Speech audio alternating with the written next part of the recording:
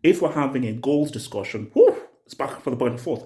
But if we're having an overall footballing discussion in terms of passing, playmaking, dribbling, creativity, and influence over 90 minutes, there is no comparison between Messi and Cristiano. Messi has always been and will always be the better player. Why do you need to put down one player in order to prop up one other player?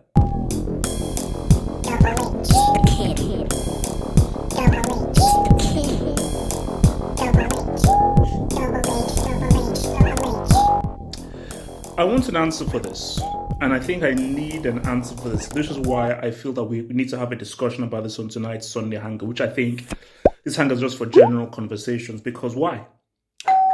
Why is there so much animosity between the two fan bases of Messi and Cristiano? Because, for example, I believe Messi is the superior player.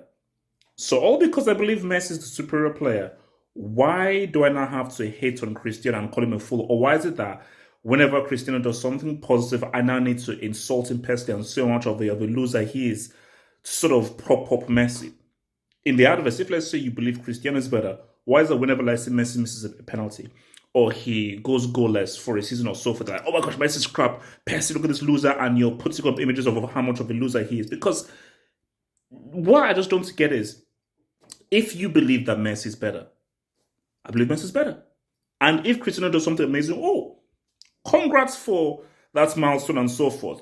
But I still believe this guy, based on how I view football, is better, because that's the thing, it's about perspective. Perspective is such a very key thing in here, because how I view football and what I appreciate more, I believe Messi is better. But for other people, what they appreciate more and what they see, Cristiano is better. So, and that is why I want us to discuss on this whole thing, which is that, what was the genesis of this? Because for as long as I've been watching football, I've never seen anything like this.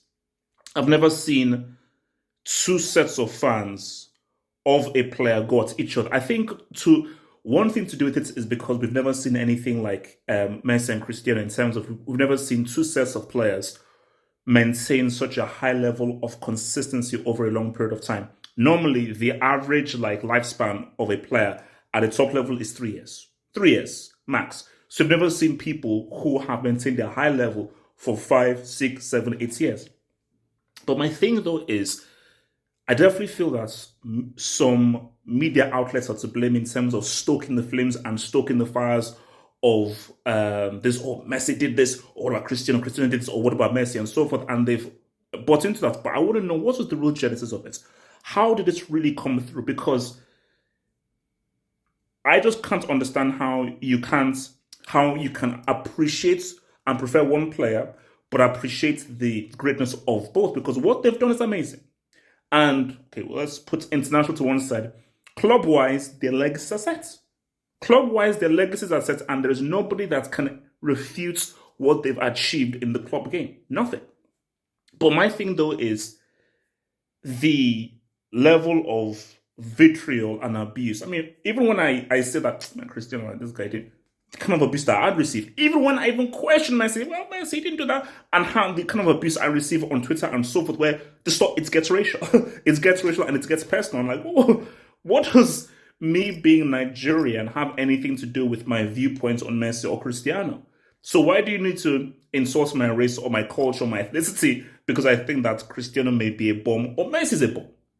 So yeah, I just want to try and understand the back and forth between both fan bases, and just answer the question of why do you need to put down one player in order to prop up one other player?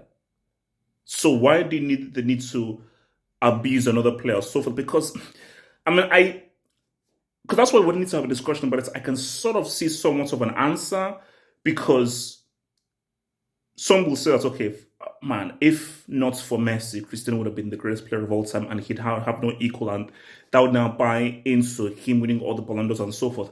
If Cristiano was on there, Messi would easily be the number one. He'd now have no equal and so forth. So the existence of the other makes it difficult to make that unrefutable claim that this is the greatest player of this generation. But because they've both been in each other's way, there's an annoyance of I can't fully claim this guy to be the undisputed greatest of his era because that other guy has been around there. And because he's been around there and he's been matching him for goals and so forth, boom, boom, boom. But then, so this goes to the other discussion, which I've always said that if we're having a goals discussion, it's back for the back and forth. But if we're having an overall footballing discussion in terms of passing, playmaking, dribbling, creativity, and influence over 90 minutes, there is no comparison between Messi and Cristiano. Messi has always been and will always be the better player. Again, the bottom line is all about perspective. But yeah, so that's going to be our footballing discussion tonight, which is understanding the psychology of the Messi fans and the Cristiano fans, and even the extreme fanboys as to why. The machines, the effigies, these dudes, why do you feel a need to insult the other player in order to now defend one player? See you guys tonight. One love.